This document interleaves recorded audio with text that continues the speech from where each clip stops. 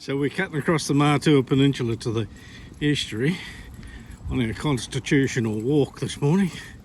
But yesterday, Bev had a revelation that she'd like to tell you about. Well, I am feeling guilty because I said that Catherine, my great-great-grandmother, and everyone else's great-great-grandmother, that she had all the babies before she was married. But I was tricked. How come? Well, that marriage certificate that I sought so that I could give it to Clan McLennan to put on their database, it had her parents' names and all the dates looked right. But beside that fancy M for McLennan, I don't think they wrote it with a proper pen, they wrote it with a quill. Plucked it out of a chook and started writing.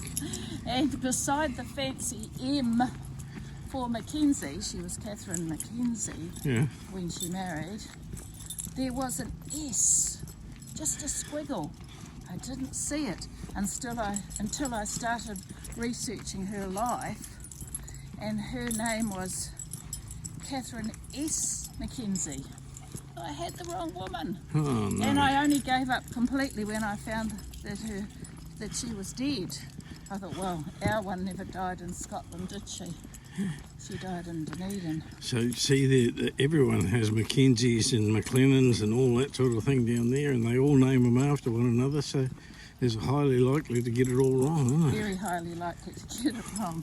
But I do think I've got it right now, and I went to her mother, who's Anne Mackenzie, and I have some delicious census records of the people in the house.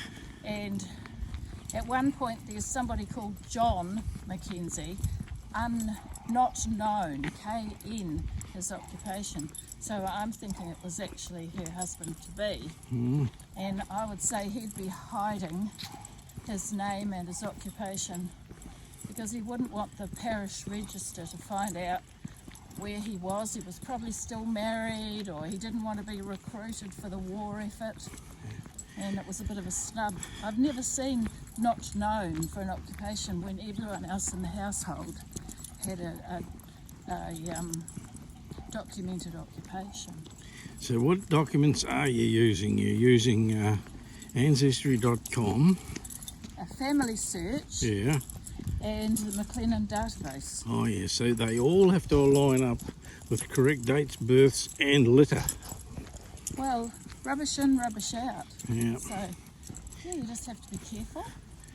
That's Do right. the best that you can and acknowledge that you can make mistakes.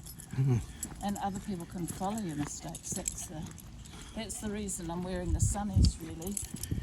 Well, so no one will recognise that you made a mistake on. She's the one that wrote it all wrong. All right.